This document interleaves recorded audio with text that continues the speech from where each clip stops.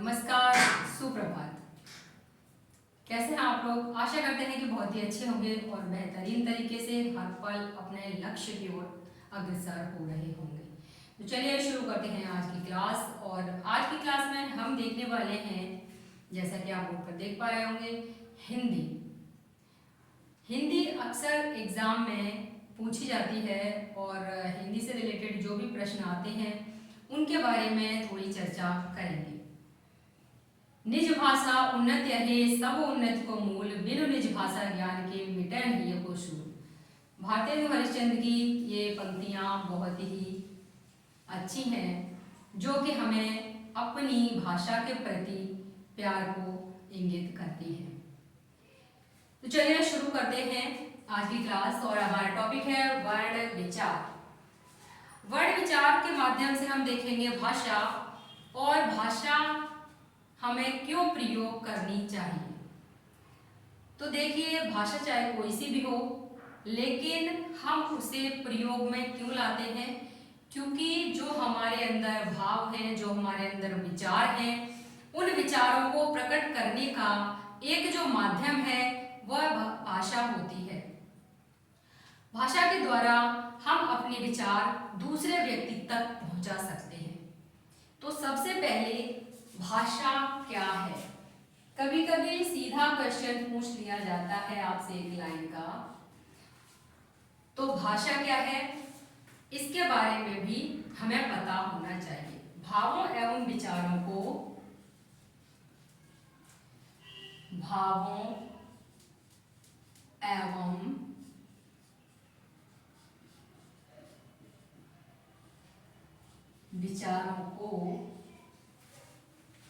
व्यक्त करना, अर्थात अपने विचार दूसरे व्यक्ति तक पहुंचाना।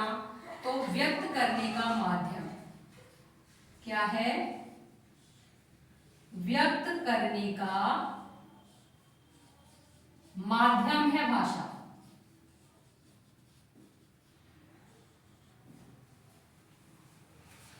अब यहीं पर दूसरी बात आती है, हम बात कर रहे थे वर्ण की। अब भाषा हम किस प्रकार से, इसके भेद कितने होते हैं? तो एक तो आप अपने भाव या विचार बोलकर प्रकट कर सकते हैं और दूसरे आप लिखकर प्रकट कर सकते हैं। अर्थात एक तो है लिखित भाषा।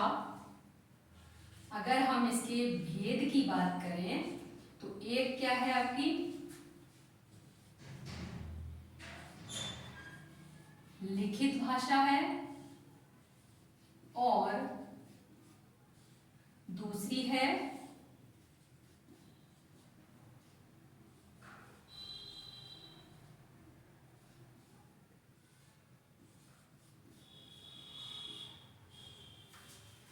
मौखिक भाषा। अब बात आती है, एक प्रश्न पूछ लिया जाता है आपसे कि भाषा की न्यूनतम इकाई क्या है? क्या प्रश्न पूछ लिया जाता है? भाषा की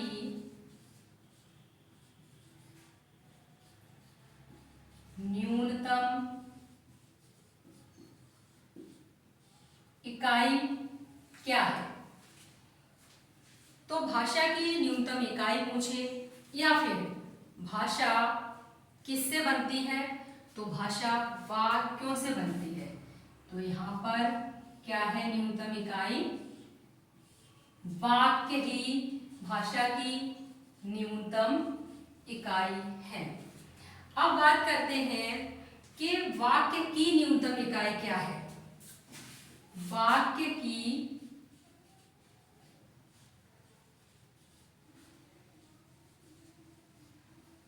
न्यूनतम इकाई क्या है? तो वाक्य किससे बनता है? वाक्य शब्दों से बनते हैं, अर्थात शब्दों के सार्थक प्रयोग से क्या बनता है? वाक्य बनता है। तो शब्द क्या है? शब्द है वाक्य की न्यूनतम इकाई। अब बात आती है कि शब्द की न्यूनतम इकाई क्या है। अब ये शब्द आ गया तो कह रहा है कि शब्द की न्यूनतम इकाई क्या है? शब्द की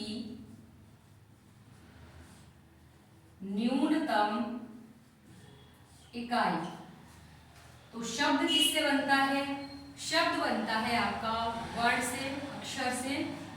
तो ये हो गया वर्ण। शब्द की न्यूनतम इकाई वर्ण होती है। अर्थात शब्द का निर्माण किससे होता है? वर्णों से होता है, वर्णों के मेल से होता है। अब आती है बात, लिपि क्या है? क्या है? लिपि। सबको पता होगा हमारी जो हिंदी है उसकी लिपि क्या है? देवनागरी लिपि में लिखी जाती है। तो यहाँ पर भाषा ध्वनियों के द्वारा व्यक्त की जाती है। भाषा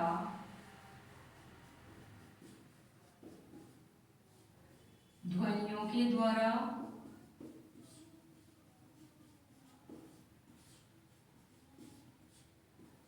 व्यक्त की जाती है। ध्वनियों को लिखने के लिए,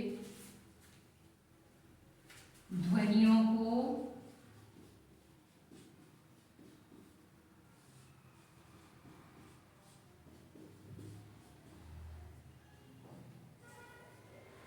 लिखने के लिए, ध्वनियों को लिखने के लिए हमने प्रतीक चिन्हों का निर्माण किया है। हमने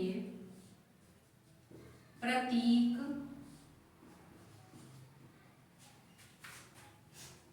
चिन्हों का निर्माण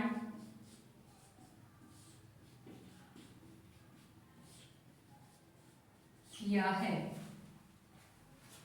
और इन प्रतीक चिन्हों को ही क्या कहते हैं? लिपि कहते हैं।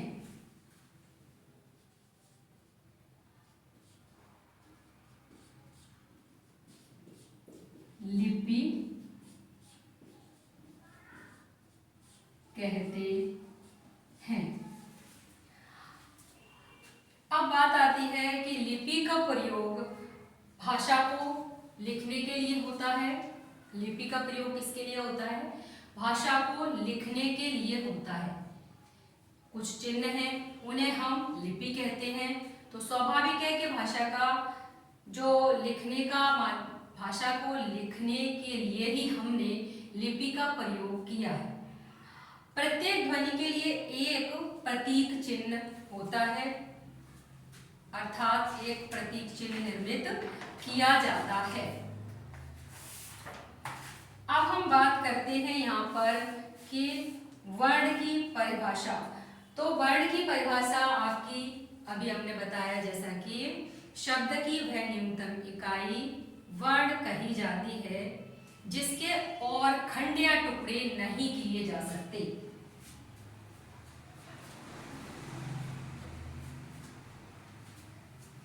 अर्थात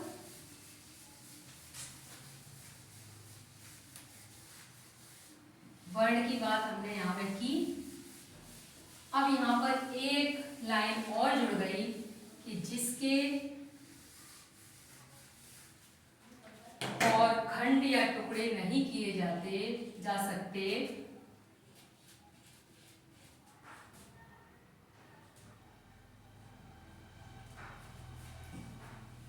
जिसके और खंड या टुकड़े नहीं किए जा सकते।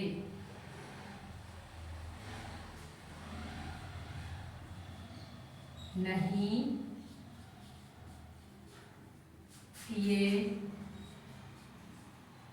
जा सकते। दूसरा, शब्द की वह न्यूनतम इकाई, अर्थात शब्द की वह न्यूनतम इकाई है जिसके और खंड या टुकड़े नहीं किए जा सकते। अब यहाँ पर बात आती है कि वर्ण कितने प्रकार के होते हैं। तो वर्ण दो प्रकार के होते हैं। वर्ण दो प्रकार के होते हैं। एक क्या होता है, तो एक होता है यहाँ पर स्वर वर्ण, दूसरा व्यंजन वर्ण। स्वर वर्ण और दूसरा है व्यंजन वर्ण। अब यहाँ पर स्वर और व्यंजन अलग अलग दर्शाने होंगे। वर्णमाला की बात करें, जब हम वर्ण की बात कर रहे हैं तो वर्ण विचार के अंतर्गत ही अब हम बात करते हैं वर्णमाला। अब आपको पता होगा कि हिंदी की वर्णमाला की ही बात कर रहे हैं। किसी भाषा को लिखने के लिए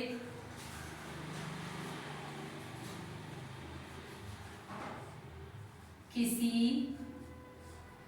भाषा को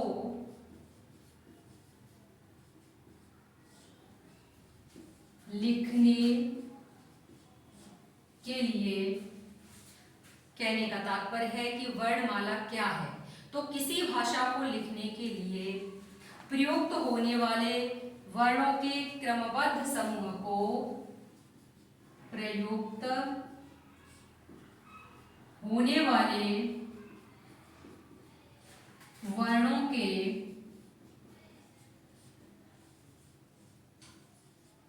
क्रमबद्ध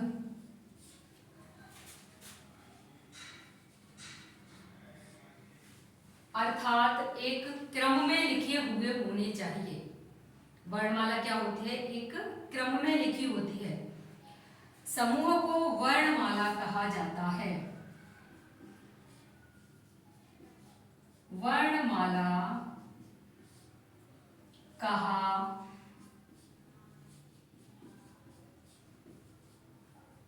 जाता है। अब बात करें यहाँ पर हिंदी भाषा की जो लिपि है, अगर लिपियों की बात करें हम, तो यहाँ हिंदी भाषा किस लिपि में लिखी गई है, तो आपने बिल्कुल सही समझा, देवनागरी लिपि। देवनागरी लिपि। अगर हम ये कहें कि अंग्रेजी भाषा किस लिपि में लिखी जाती है, तो यह है रोमन लिपि। अंग्रेजी भाषा की बात करें तो इसकी है रोमन लिपि। अगर हम बात करें पंजाबी भाषा की तो इसकी क्या है, पंजाबी भाषा की है गुरुमुखी लिपि। गुरुमुखी लिपि है। अब हम यहाँ पर और भी भाषाएं हैं जैसे कि उर्दू, जो मेन पूछी जाती है अक्सर एग्जाम में, उनकी ही हम बात करेंगे। तो उर्दू किस लिपि में लिखी जाती है, बिल्कुल सही समझा आपने, फारसी लिपि में लिखी जाती है। अब हम यहाँ बांग्ला भाषा की बात करें, बांग्ला भाषा की बात करें तो ये बताइए किस लिपि में लिखी जाती है। जी हाँ, बिल्कुल सही, बंगाली लिपि। बंगाली लिपि। तो ये कुछ लिपियां हैं जो कि अक्सर एग्जाम में पूछी जाती हैं। अगर हम बात यहाँ पर कर रहे हैं मानक देवनागरी लिपि की वर्णमाला की, तो यहाँ पर स्वर की बात करते हैं।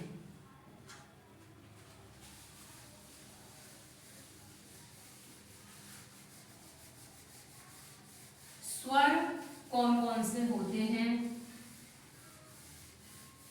और वर्णमाला यहाँ पर हम पढ़ रहे हैं, तो हम सभी को ही हिंदी की वर्णमाला तो याद होनी ही चाहिए।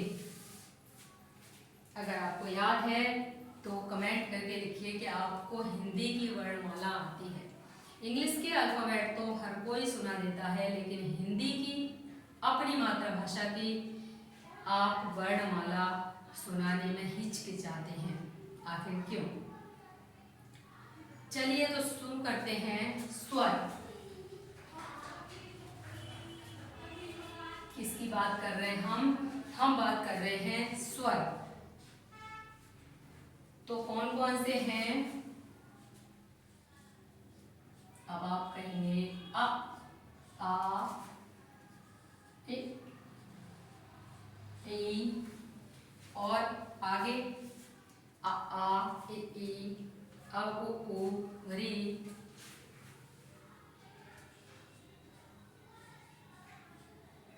अब क्या है ये? री, ए, और ओ, और कौन सा है? देखिए स्वर आपके ये हैं, कितने हैं? 2, 2, 4, 2, 6 और 1, 7, 8, 9, 10, 11। स्वर तो आपके 11 ही होते हैं, लेकिन अंग और आहा क्या होता है? तो ये है हमारे जो अंग है, और ये है आहा। अंग को क्या कहते हैं? तो अंग को कहते हैं अनुस्वार। क्या कहते हैं? अनुस्वार। पूछ लेता है एग्जाम में ये क्या है, तो ये अनुस्वार है। अगर बात करें हम इसकी आहा की, तो ये विसर्ग। ये क्या है? विसर्ग है। अब आगे हम बात करते हैं व्यंजन की। स्वर हो गए। स्वर टोटल है कितने ये? तो कितने होते हैं? कभी कभी ये भी पूछ लेता है।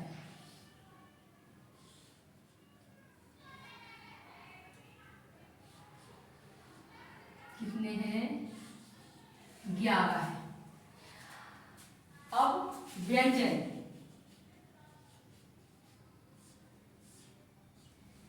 व्यंजन कहाँ से शुरू होंगे? तो व्यंजन शुरू होंगे आपके, पहला वर्ग कौन सा होता है?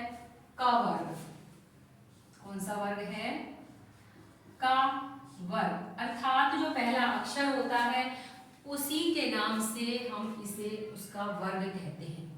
पहला का, खा, गा, घा, ङा, तो ये क्या है? ये का वर्ग में आएंगे। का, खा, गा, घा,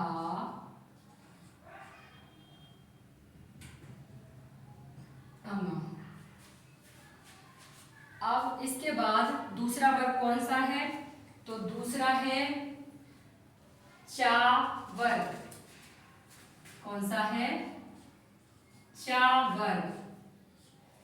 अब चा वर्ग में कौन से आएंगे? चा, छा, जा, झा, या। अब कौन सा वर्ग है? तो का हो गया, चा हो गया। उसके बाद आपका आएगा टा वर्ग। कौन सा आएगा? टा वर्ग। टा वर्ग में कौन से हैं? तो इसमें होते हैं आपके टा, ठा, डा, ढा और अणा। अब कौन सा वर्ग है? अब है आपके ता वर्ग। अब ता वर्ग में कौन से आते हैं? इसमें आएंगे आपके ता, था, दा, धा, ना। अब इसके बाद एक है आपका पा वर्ग। पा में कौन से आते हैं? पा, फा, कौन से आते हैं? पा, फा, बा, भा, मा। अर्थात ये 5 वर्ग हैं और इनके हो गए 25 व्यंजन। अब आपके जो आएंगे नेक्स्ट वो कौन से होंगे? तो अब आएंगे अंतस्थ। अब जो आगे आएंगे वो अंतस्थ होते हैं। या, रा, ला, वा, 4 हैं ये। या, र, ल, व। ये कौन से हैं? अंतस्थ व्यंजन। यहाँ से सीधा प्रश्न आता है कि अंतस्थ व्यंजन कौन से हैं बताइए। एक आपको देगा या फिर 3 देगा, एक नहीं देगा तो नहीं मैं पूछने का प्रश्न। ऊष्म, ऊष्म देखिए, ऊष्म आपके श वाले जो व्यंजन होते हैं वही है, और हा भी इसमें साथ में है। तो श, श, तो ये, एक तो ये और एक तो ये, और हा भी साथ में है। तो श, श, स, ह। अब आते हैं संयुक्त व्यंजन। कौन से हैं? संयुक्त व्यंजन। संयुक्त व्यंजन में कौन कौन से आएंगे? संयुक्त से आपको पता चल रहा होगा, जुड़े हुए हैं, ये 2 से 1 बना हुआ है। अब यहाँ पे छ, क्षेत्रीय, छ से क्षत्रिय वाला हो जाएगा। उसके बाद होता है त्र, ज्ञ और स्र, त्र, ज्ञ और आपका स्र। इसके साथ ही होते हैं द्विगुण। अब द्विगुण क्यों होते हैं? द्विगुण व्यंजन भी होते हैं, लेकिन वो कौन से हैं? तो आपने देखा होगा, डा से डमरू होता है, ढा से ढक्कन होता है, उन्हीं की बात कर रहा है। एक तो ये और एक तो ये डा ढा भी होते हैं और ये ड़ा भी होते हैं। तो यहाँ पर आपको देख लेना है, ये आ इ उ री ए ओ ओ अंगहा का का गा गंगा चा छ जा जया टा ठा डा डा ता ता दा दा ना पा पा बा बा मा या ला व शा शा शहा चित्र ज्ञा स्र। अब यहाँ पर ये टोटल कितने हुए? तो देखिए, ये आपके कितने हो गए? ये जैसे कि मैंने बताया आपको 5-5 है, तो ये कितना हो गया? 25 हो गया। अब आगे आओ, तो ये कितने हो गए? 4, 4, 8, 4, 12 और 2, 14 ये हो गए।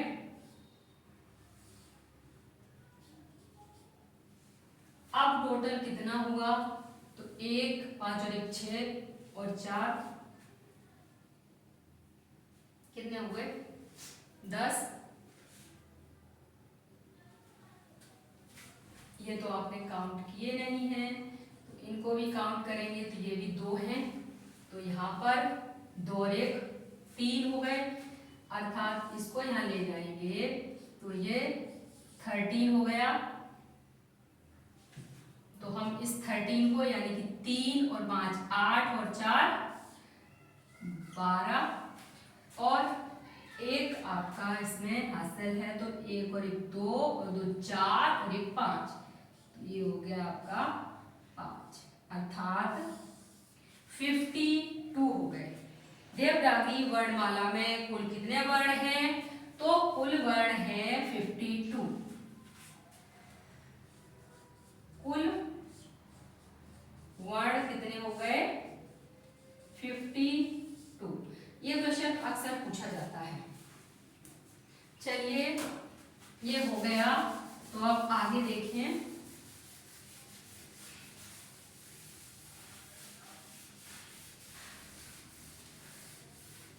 आरओ में अक्सर हिंदी पूछी जाती है और ज़्यादा टफ हिंदी नहीं होती उसमें।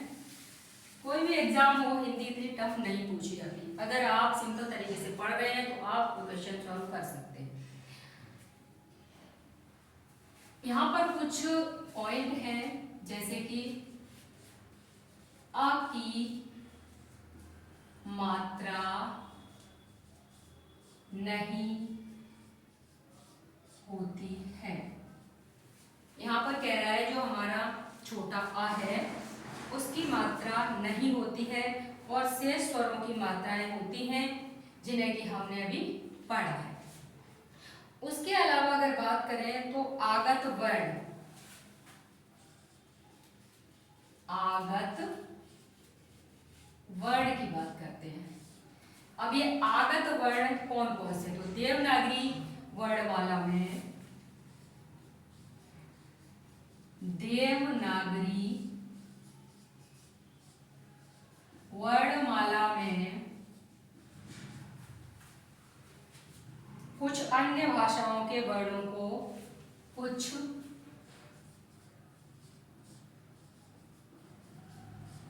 अन्य भाषाओं के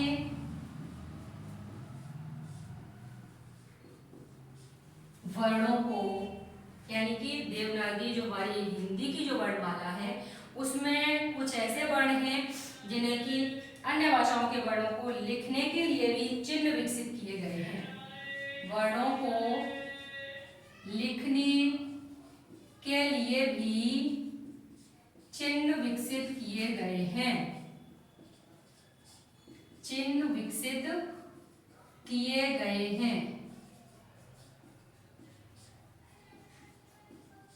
अब ये कौन से चिन्ह हैं जिनकी हम बात करें तो ये होते हैं आपका, एक तो आपने देखा होगा ऑफिस लिखना होता है हमें तो क्या होता है कभी होता है आपका, ये तो होता है ज, लेकिन यहाँ पर अगर यहाँ पर एक पॉइंट लगाए तो वो उसे पढ़ते हैं ज। उसके अलावा एक होता है फ। इस पर भी यहाँ पर एक बिंदु लगा होता है। तो ये जो वर्ण है ये आगत वर्ण कहे जाते हैं। अब हम संयुक्त व्यंजन की बात कर लेते हैं। संयुक्त व्यंजन, अब यहाँ पर संयुक्त व्यंजन में जैसा कि आपने बताया छ है ना, और एक कौन सा था, एक था त्र, एक था ज्ञ और एक था स्र। अब बताइए कि छ है वो किससे मिलकर बना है, तो ये आपका क प्लस श, और यहाँ पर का पर क्या है हलंत लगा हुआ है। दूसरा है त्र, तो ये ता और र। अब हम ज्ञ की बात करें तो ज और आपका यम। अगर यहीं पर हम बात कर रहे हैं श्र की तो यहाँ पर कौन सा है श और र। अगर हम बात करें एक शब्द आता है ध, जैसे कि हम जिसको विद्या में प्रयोग करते हैं ना वह शब्द है ये ध्य, तो ये किससे बना है, तो इसको ये है द और य से बना हुआ है। तो इस प्रकार से हमने यहाँ पर व्यंजन की बात की जो कि संयुक्त व्यंजन है उनके बारे में चर्चा की। अब बात करते हैं यहाँ पर हलंत का प्रयोग, जैसा कि ये आपको क्या लगा हुआ है हलंत। अब हलंत का प्रयोग क्यों किया जाता है, तो यहाँ पर देखते हैं हलंत का प्रयोग।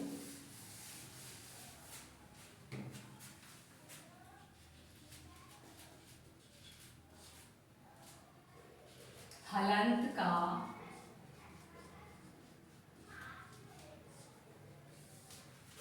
का प्रयोग कब करते हैं, हलंत का प्रयोग सबसे पहली बात कहाँ किया जाता है, तो वर्ड के नीचे किया जाता है जैसा कि अभी हमने किया।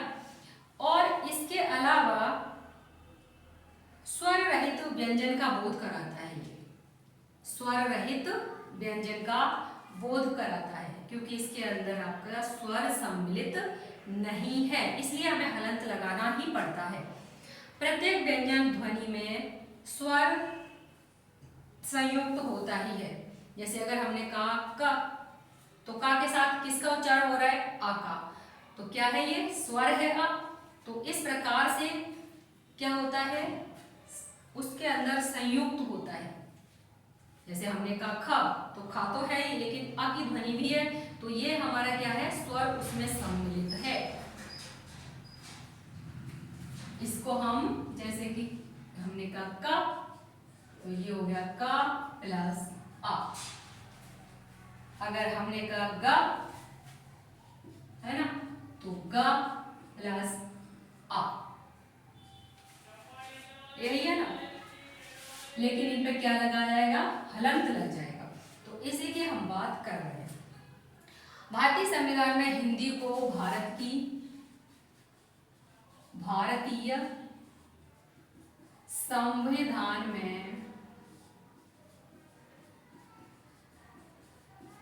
हिंदी को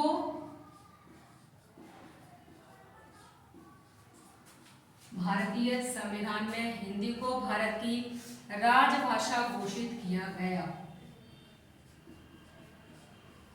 क्या घोषित किया गया है? राजभाषा घोषित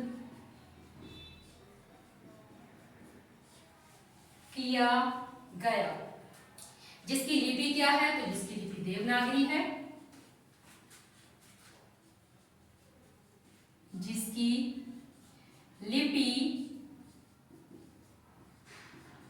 देवनागरी है और इसके अलावा तथा अंकों का अंतरराष्ट्रीय स्वरूप ही विद्यमान है। तथा अंकों का अंतरराष्ट्रीय स्वरूप ही विद्यमान है। समझ रहे हैं कि जो अंक है उनका अंतरराष्ट्रीय स्वरूप विद्यमान है यहाँ पे। तो प्राचीन देवनागरी अंक हैं वो कौन से हैं? प्राचीन देवनागरीय अंक। और उसके अलावा अंकों का अंतरराष्ट्रीय रूप जो मैं बता रही हूँ उसकी बात करेंगे। ये अंतरराष्ट्रीय स्वरूप के क्या क्या हैं वो आप यहाँ नीचे देखेंगे और जो प्राचीन देवनागरी अंक हैं वो यहाँ पर। अब पहले 0 तो ऐसे ही होता था, 1 कुछ ऐसे होता था, 2 3 4 हो गया, 5 हो गया, उसके बाद 6 7 हो गया।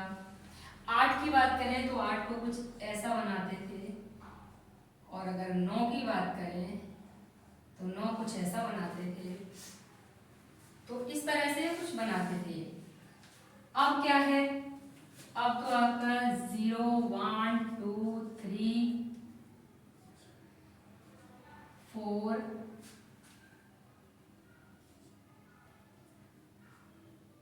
5 6 7 8 9 अब जो है वो ये है। अब यहीं पर अगर हम बात कर लेते हैं वर्णों के मानक और अमानक रूप की, तो वो क्या है?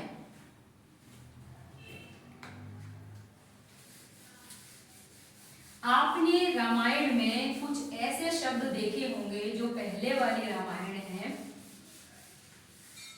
पहले की छपी हुई है, उनमें आपने ऐसे ये अंक भी देखे होंगे और कुछ ऐसे जो अक्षर हैं उनकी भी हम बात कर लेते हैं।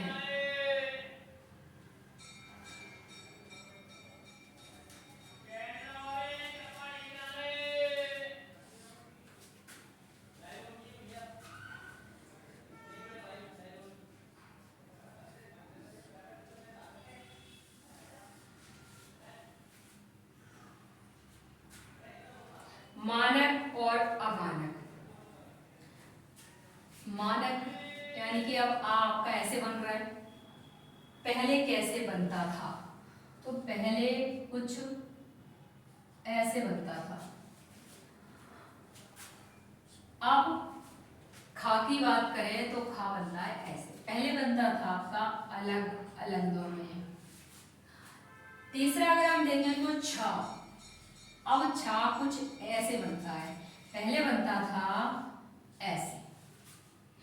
और है आपका झा, झा ऐसे बनता है अभी, लेकिन पहले कैसे बनता था? तो पहले कुछ भा की तरह बनता था, ऐसे और ऐसे बनता था। ये जो अक्षर हैं ये आप रामायण में अवश्य लिखे हुए पाएंगे जो कि पुरानी है, पुरानी छपी हुई है, उनमें इसी प्रकार के बने हुए हैं।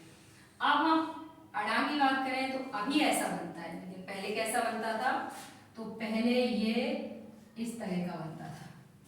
वहीं पर अगर धा की बात करें तो ये धा ऐसा है और पहले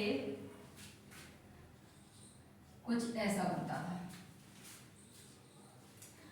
अगर हम इसमें भा की बात करें तो भा भी अब ऐसा बनता है और पहले ऐसा बनता था। और इसमें एक है आपका ला। अब ये ला ऐसा बनता है और पहले कैसा बनता था, तो पहले बनता था ऐसा। और आपका श शलगम अब इस तरह का बनता है, पहले कुछ ऐसा बनता था। तो ये है मानक और अमानक रूप, ये वाले ही अब चल रहे हैं और यही है आपके सही। तो आपको वर्ड विचार में हिंदी में काफ़ी बातें समझ में आ गई होंगी। तो मिलते हैं नेक्स्ट क्लास में, और नेक्स्ट क्लास में इस सिलेबस को आगे कंप्लीट करेंगे। तब तक के लिए नमस्कार, जय हिंद।